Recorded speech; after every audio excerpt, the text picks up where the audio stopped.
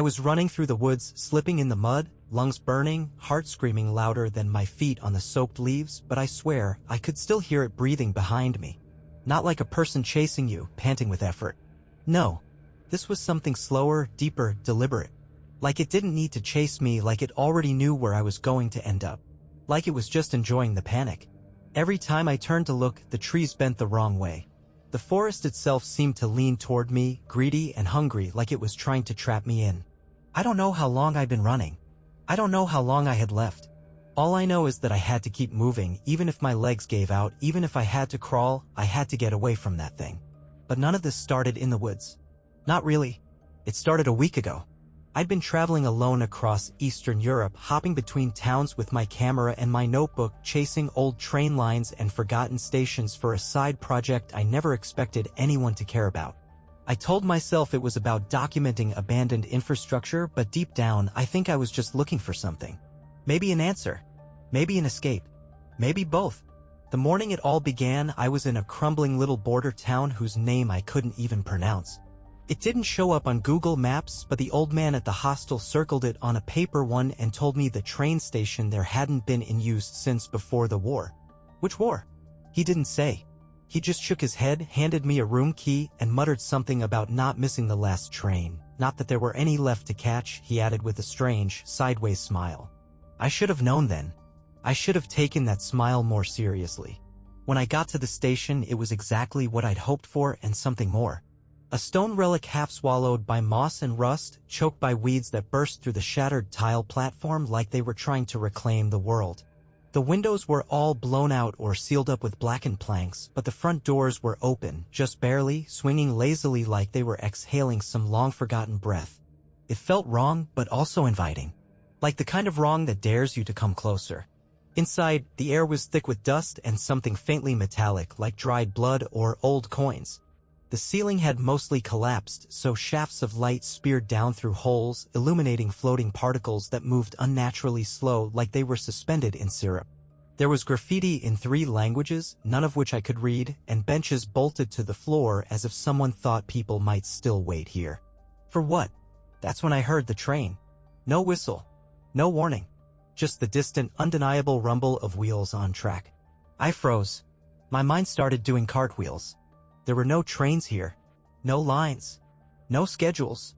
I had read everything, checked the registries, even interviewed a retired conductor 2 towns back who said the line had been condemned for 40 years. But I heard it getting closer. The floor began to tremble softly under my boots, and a part of me, some idiot part, ran outside, gripped by sudden hope. And there it was. A single black train, gliding through the mist like it was cutting through silk. No markings. No logos. Not even windows I could see into, just smooth, reflective surfaces that caught the light wrong, like it wasn't reflecting what was actually in front of it. The train hissed to a stop in front of the platform. One door opened with a mechanical sigh. And I got on. I told myself it was curiosity, or instinct, or fate, but the truth is I don't remember deciding. It felt more like I was being pulled, like something had already chosen for me and I was just following a script written in my bones. There were no conductors. No tickets. No announcements. Just me. And the other passengers. But they weren't quite right. Not at first. And definitely not later. I don't remember when I noticed the changes, only that by the time I realized something was wrong, I was already too deep in. And now I'm here. Running through these woods. And it's behind me. Still breathing. Still watching. Still waiting. And I think it wants me to remember. Everything. The moment I stepped onto that train, it felt like crossing some invisible threshold, not into a new place, but into a different kind of reality, the sort that doesn't obey time or logic, only intention. The doors whispered shut behind me without a sound, and for a long moment, I just stood there in the corridor, overwhelmed by a silence so complete it pressed against my eardrums like deep water. The carriage smelled sterile and metallic, not old or abandoned like I'd expected, but polished, humming faintly with energy, though I never saw a single source of light. The floor beneath me was faintly warm, not just from machinery but from something more organic, like body heat radiating upward from within the walls. I wanted to take a step, but something in me, something primal, told me to wait, to listen first. Then I heard it.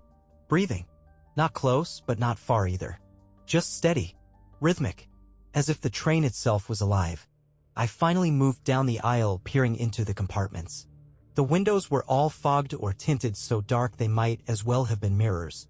Inside each one sat a solitary passenger, silent and motionless, heads turned slightly toward the aisle as if they'd been watching me before I'd arrived. Their faces were shadowed, indistinct, as though I were seeing them underwater. I told myself they were just tired, just travelers lost in their own thoughts. But deep down, I knew something was wrong. The one closest to me, a woman in a gray dress with her hands folded neatly on her lap, was smiling. Not at me. Just smiling. Fixed. Frozen. I tried to avoid eye contact, kept walking, told myself this was some experimental performance train or an art project or even a dream. Anything that made more sense than what my gut kept screaming, which was that I needed to get off before the next stop. But no matter how far I walked, there was no end. No junction between cars. No conductor. No intercom.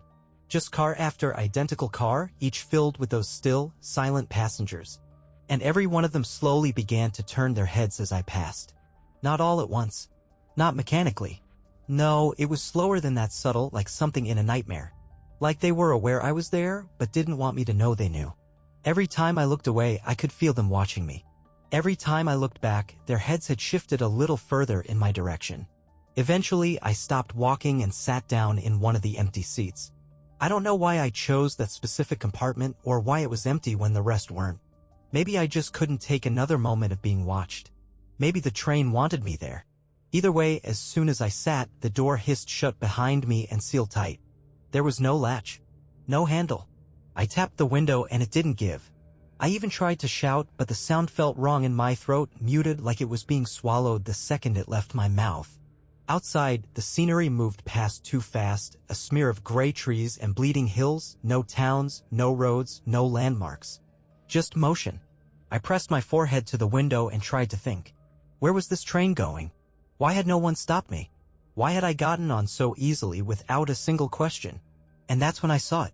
In the reflection of the glass, not outside, but in the faint mirror my own face made, I saw someone sitting beside me. But I hadn't heard anyone enter. I spun around. The seat was empty. At least, I thought it was. There was an indentation on the cushion, and the faintest trace of warmth. I didn't scream. I didn't move. I just sat there for what felt like hours, staring at that empty seat like it was about to speak. Eventually, I started to feel like I was losing time. The humming in the walls grew louder, and the world outside turned black, like we had plunged underground or into something even deeper than that. I drifted into sleep or unconsciousness. I don't remember which. But when I woke up, everything had changed. There were more people in the compartment now. But I hadn't heard the door open. And their faces were wrong. Too smooth. Too still. Like porcelain melted and reformed into something close to human, but not quite there. Their eyes were completely black, not like the absence of light, but like the presence of something else. Something staring back. And they were all smiling now. Every single one of them. Smiling that same frozen smile. Including the reflection. Of me. But I wasn't smiling. I swear I wasn't. Next. ChatGPT. Part 3, The Turning. I should have run. I should have screamed. But instead I sat there, locked in a silence so absolute it felt like sound itself had been banned. The only thing that moved was the train, gliding ever forward through a tunnel that didn't seem to end. The reflection of my smile lingered in the window long after I stopped smiling, long after I had pressed my lips into a tight, trembling line and whispered to myself, "Wake up. Wake up. Please, just wake up." But I wasn't dreaming. And that smile in the glass, my face but not mine, didn't go away. It stayed. It studied me. And after a few seconds, it did something that made my blood freeze. It blinked. Once. Slowly. Deliberately. A blink I hadn't made. My body remained still, but the image in the window kept moving, subtly, like it had begun rehearsing a new version of me. One that didn't resist. One that belonged. That was when I knew I had to get out of that compartment. I lunged at the door, ignoring the stares of the others, if you could call them people anymore, ignoring the warmth of their presence like body heat that had turned sour. The door didn't budge. No latch. No seams. It felt like it had been fused shut behind me. Panic swelled in my chest. I began pounding on the glass, not for help but out of desperation, hoping that something would hear me, anything besides them. But they weren't reacting. They just watched. And smiled. And then, in unison, they all turned their heads toward the far end of the compartment, toward the door that should have led into the next car, though I hadn't been able to find any. They turned like they were hearing something. And a moment later, I did too. It was faint at first, like the low hum of a tuning fork vibrating through my teeth. Then it deepened, became a resonance that filled the room, made the walls pulse ever so slightly, like they were breathing again. It wasn't a sound I heard with my ears, it was something I felt inside my head. A deep, grinding whisper without words. That's when the walls started to melt. Not like fire or heat, but like the metal was forgetting how to be solid, as if the very idea of a wall was being erased and replaced by something older. Shapes began to ripple through the metal, faces, hands, or something trying to be hands. They didn't push out like something trapped behind a surface. No, they were forming from within the wall itself, as if it was birthing them out of memory. And that's when the passengers stood up. All of them. In perfect sync. One slow, fluid movement. They turned to face me, and for the first time, one of them moved its mouth. It didn't speak exactly. Its jaw unhinged slightly and trembled like it was trying to remember how to form words, like language was a long-forgotten ritual. But what came out wasn't speech, it was a sound like grinding stone, like teeth on metal.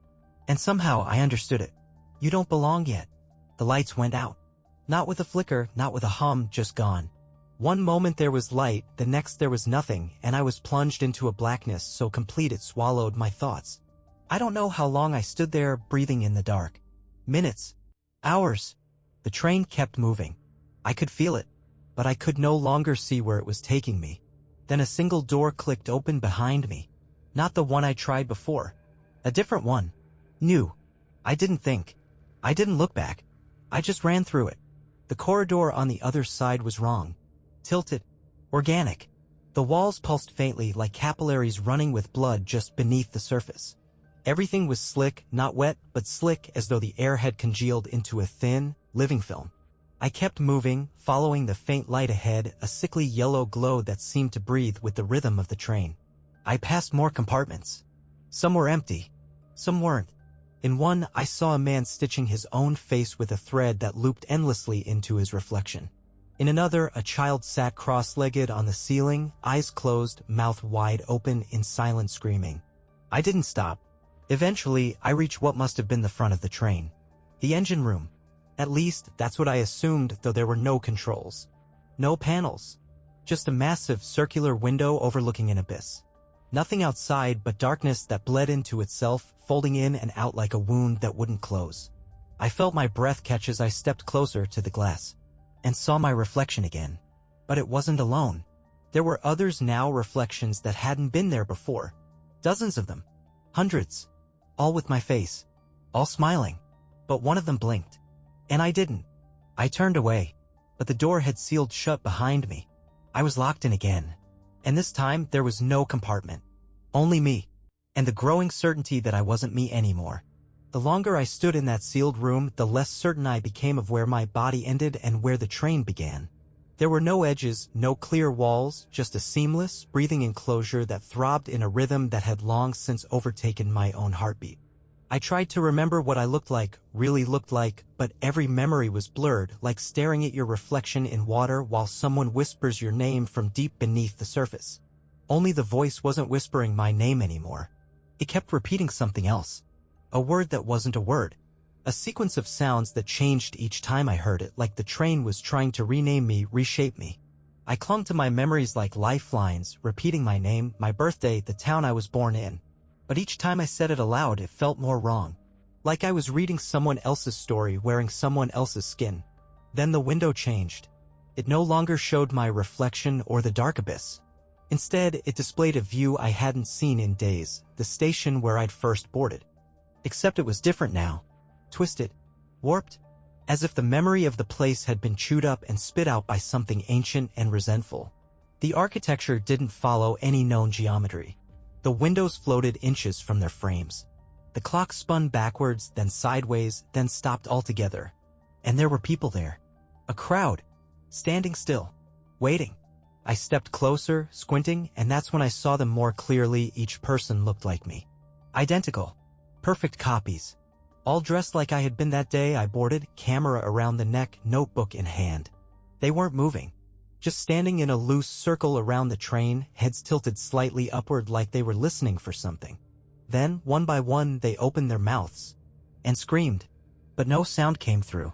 Just the trembling of the glass and the sudden taste of copper in my mouth, like something deep within me had resonated with their pain, because it was mine. Every single version of me out there, screaming in silence, frozen in the moment they realized they'd made the same mistake. Gotten on the same train. I turned away. Or maybe I tried to turn away, but my body didn't quite respond the way it used to. My limbs felt long. Heavy. My joints moved like they were on a delay.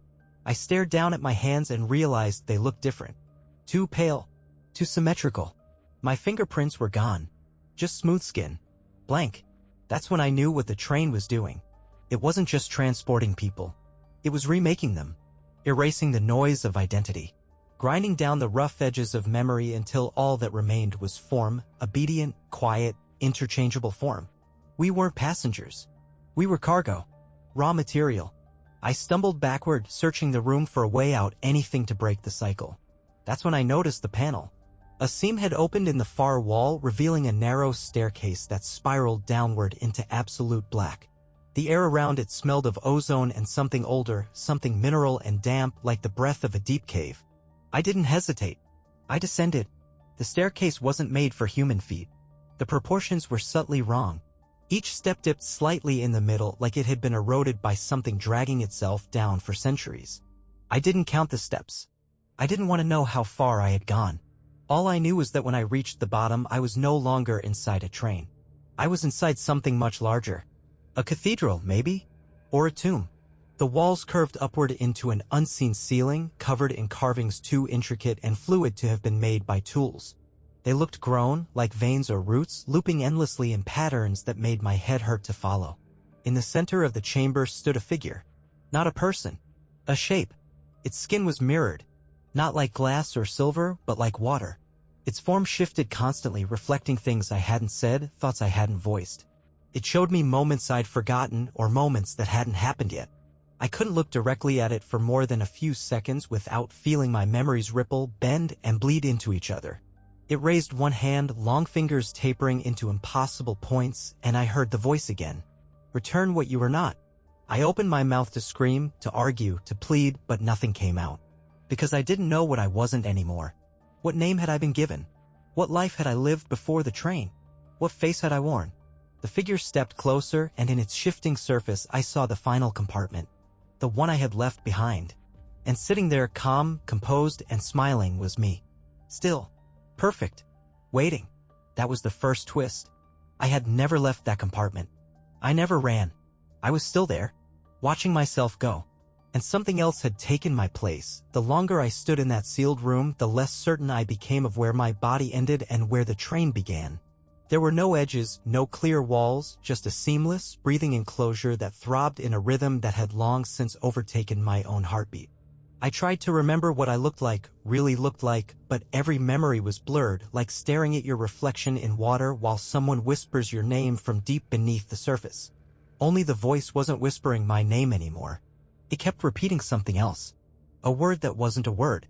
A sequence of sounds that changed each time I heard it, like the train was trying to rename me, reshape me.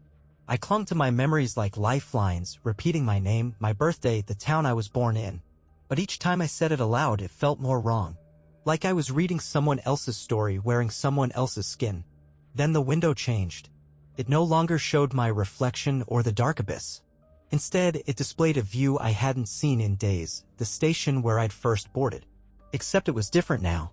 Twisted. Warped.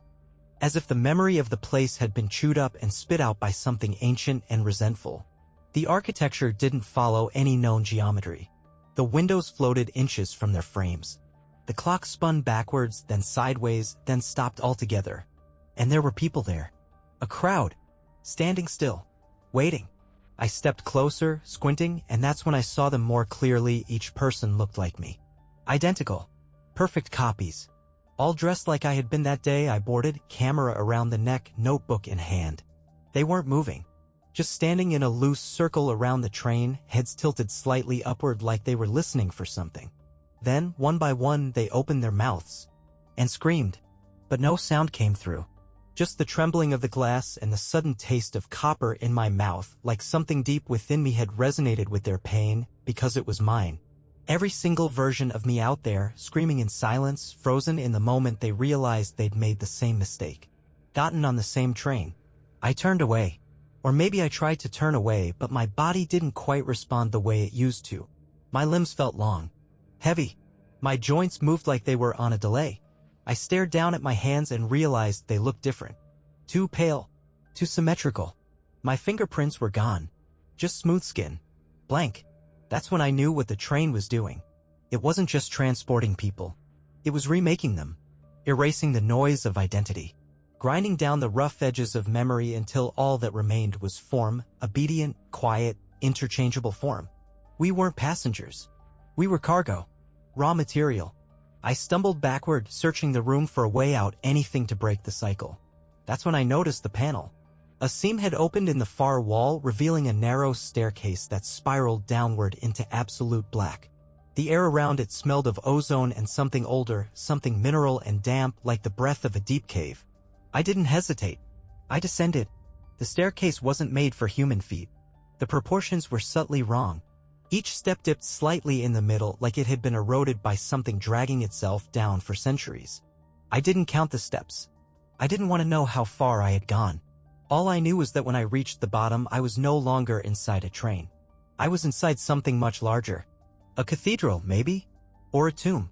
The walls curved upward into an unseen ceiling, covered in carvings too intricate and fluid to have been made by tools. They looked grown, like veins or roots, looping endlessly in patterns that made my head hurt to follow. In the center of the chamber stood a figure. Not a person. A shape. Its skin was mirrored.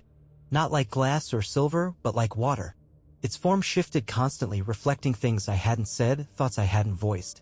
It showed me moments I'd forgotten or moments that hadn't happened yet. I couldn't look directly at it for more than a few seconds without feeling my memories ripple, bend, and bleed into each other. It raised one hand, long fingers tapering into impossible points, and I heard the voice again. Return what you were not. I opened my mouth to scream, to argue, to plead, but nothing came out. Because I didn't know what I wasn't anymore. What name had I been given? What life had I lived before the train? What face had I worn? The figure stepped closer, and in its shifting surface I saw the final compartment. The one I had left behind. And sitting there, calm, composed, and smiling, was me. Still. Perfect. Waiting. That was the first twist. I had never left that compartment. I never ran. I was still there, watching myself go. And something else had taken my place. I don't know how long I stood there watching myself watch me, but time no longer moved the way it used to. It didn't pass so much as rearrange itself, like the pages of a book being torn out and shuffled by invisible hands. I could feel myself flickering between moments, one where I had just stepped on the train, one where I had never existed at all, one where I had always been part of it. The mirrored figure tilted its head, and the sound it made wasn't a word, wasn't even a thought. It was the exact sensation of realizing too late that something is wrong. Not the kind of wrong that makes you scream. The kind that makes you quiet. I turned away, or tried to, but found that I no longer moved by intention. My legs carried me without command, like a puppet with strings tied to something beneath the train. I ascended the stairs slowly, as if guided not by force, but by agreement. Something deep inside me had already given in. When I emerged from the spiral, I was back in the corridor, though I could no longer tell which car I was in. The walls no longer hummed. They pulsed. The air buzzed with a static charge, the way the world feels right before lightning touches the earth. I heard no footsteps, yet I wasn't alone. I could feel them all around me. Passengers. Dozens. Hundreds. Moving just beyond the corners of my vision. Faces like mine. Movements like mine. Echoes of my breath, my posture, my hesitation. It was like being trapped in a hall of mirrors, only every reflection believed it was the original. And maybe they were. Maybe we all were. I opened the nearest compartment door, and there I was again. Sitting alone. This version of me was older, tired. His eyes had seen more of the train than I had, and he didn't flinch when I entered. He just stared as if he'd been waiting for me. "Do you remember your name?" he asked, though his mouth didn't move. The words arrived in my head fully formed, like echoes returned from a future thought. I shook my head. I wanted to say it. I wanted to claim myself again. But every attempt slipped through my teeth like smoke. "That's good," he said, standing slowly, his every movement deliberate. "It means you're almost ready." I asked him ready for what, though I don't remember speaking. I don't think we needed to anymore. We weren't using language the same way. Not here. To replace the conductor, he said, pointing toward the far end of the car. We all do eventually. One by one. That word, conductor, rattled something loose inside me like a memory trying to claw its way back to the surface. I hadn't seen a conductor since the train started moving. No one had, and yet I had always assumed someone was driving it. Someone was guiding this nightmare, this endless procession of selves. But what if that was the final lie? What if the train drove us? The man who was me, or maybe would be me, stepped closer and pressed something into my hand. A key. Smooth. Black. Warm. "It's your turn," he said. I tried to give it back. I begged him without speaking. I wasn't ready. I wasn't done being myself. I didn't want to become another watcher, another echo. But his hands stayed closed around mine until I couldn't tell which fingers were his and which were mine. And then he was gone. No sound. No fade. Just not there. I walked toward the engine. The corridor began to narrow, not physically but psychologically, like the space itself was pulling tight around my thoughts. The lights dimmed to a faint, breathing red. I passed more compartments, but now they were filled with unrecognizable forms. Not people. Not even reflections. Just attempts. Shapes that twitched and smiled and whispered nonsense in voices that sounded close enough to mine. And then I reached the door. A massive steel barrier, not like the others. Covered in scratches. Covered in names. Hundreds of names, maybe thousands, written in every language I could imagine, and several I couldn't. Some names were crossed out. Some were carved too deeply, as if the metal itself had tried to resist them. And there, near the center, was mine. Or the name I used to have. I didn't write it there, but I remembered it now. I pressed the key into the lock, and the door groaned open. Inside was not an engine. It was a chamber of mirrors. Every wall, every surface reflected me, not just how I looked now, but how I'd looked 100 times before.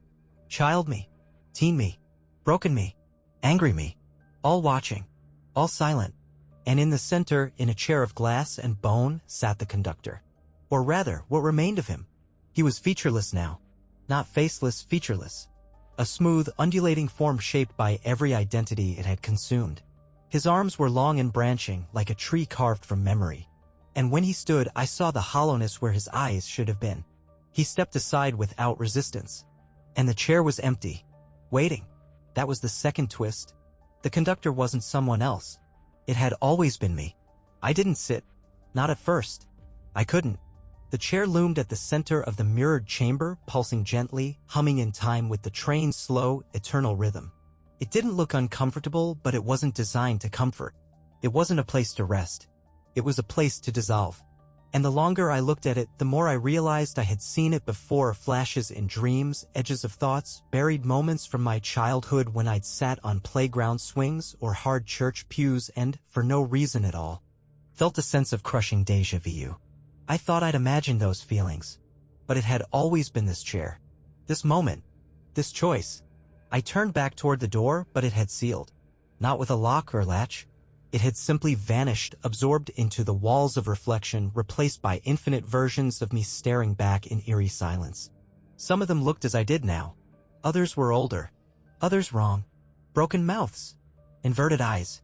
Faces too long, like wax left in the sun. And they all stared. Waiting. Not asking me to sit. Expecting it. I walked a slow, trembling circle around the chair, studying it from every angle, hoping, begging for some alternative. But there was nothing else in the chamber. No levers. No controls. No tunnel ahead, no destination to guide. Just this. Just the center. I stepped forward. And that's when the voices returned. Not from outside.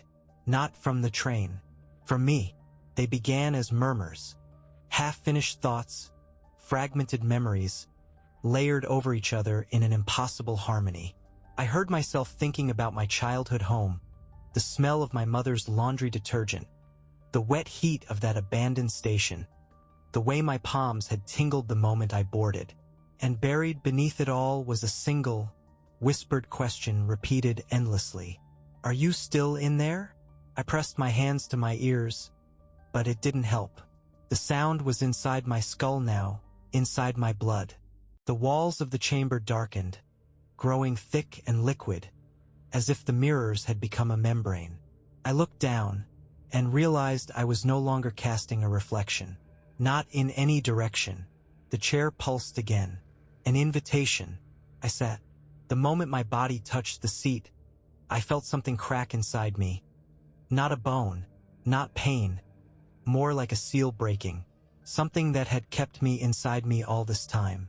It gave way with the sound of distant thunder, and I was filled with the overwhelming sense that I had just said yes to something ancient. Something vast and hungering. The train responded instantly. The hum grew deeper. The floor shifted. The tunnel ahead expanded, though I still couldn't see where it led. And slowly, without movement, I began to feel the train. Not ride it, be it. Every bolt, every wheel, every rivet and whisper of rust. I felt the weight of its endless track stretching forward and backward into time. I felt the memories of every soul who had ever boarded, each one etched into the rails like scars. I felt the sorrow of the conductor before me, and the one before him, and the one before that. Each one had resisted. Each one had failed. They had thought they were escaping their lives, exploring, seeking truth, chasing ghosts. But the train didn't collect passengers. It collected selves, variants, versions, until it found one ready to take the seat again. The role no one wants, the role no one remembers choosing, but someone always does. I wanted to scream, to rise, to undo the moment, but my body no longer obeyed. Not fully. My limbs were distant things. My heartbeat was slower now. Not weaker, just no longer mine. And from the mirrors I saw it begin. My skin, peeling into reflection. Not in a grotesque way. Not bloody or violent. Just reversing. Becoming reflective. Smooth. Polished. Forgettable.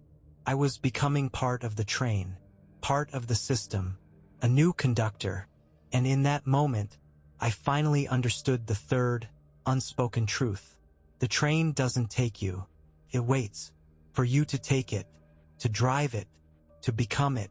And I still held the key in my palm, though I hadn't touched it in hours. It was embedded in my hand now. No longer a tool, just a part of the machine. A signal to whatever this place was that another cycle had begun. Another thread pulled into the web. Through the mirrored walls, I watched the next station approach. I didn't see it exactly. I knew it, felt it. Another place out of time. Another forgotten platform that shouldn't exist. Another traveler, curious, tired, ready to disappear. The chair beneath me pulsed, and I felt my mouth curl. Not by choice, not by desire, but by design. I was smiling, and I didn't remember why. I don't know how long I sat in that chair, or what I became while I was in it. Time had become meaningless. A fluid concept that slipped between my fingers, no longer tied to sunrises or clocks or the movement of stars. I felt the train's hunger like my own, a need to arrive and depart, to collect and consume, to make passengers into something else. I remember faces, countless faces, some familiar, some not. I watched them bored. I watched them change. Some screamed, some wept, some horrifyingly smiled back. Each one was a version of someone who'd thought they were alone in the world. Someone who believed they were exploring something forgotten. But they weren't. They were being found. And I was the one finding them. There was one moment, where I thought I saw my mother on the platform. Not how she looked when I last saw her, but how she'd looked in old photos before I was born. Her face was sad. Or maybe it was just distant. She didn't get on. But she saw me, or whatever I was. She turned her head slightly, as if listening to something no one else could hear. And then she vanished. I told myself it wasn't real. But that's the thing about the train. It doesn't care if something is real. If you feel it, if you fear it, it becomes real. Here, belief is architecture. Memory is structure. Emotion is fuel. Eventually, I felt myself fading. Not dying, just thinning. Becoming less. Less of a person. More of a presence. I began to forget the shape of my own hands. The sound of my voice. The exact shade of my eyes. My thoughts became weightless and disordered, drifting away like dust shaken from old cloth.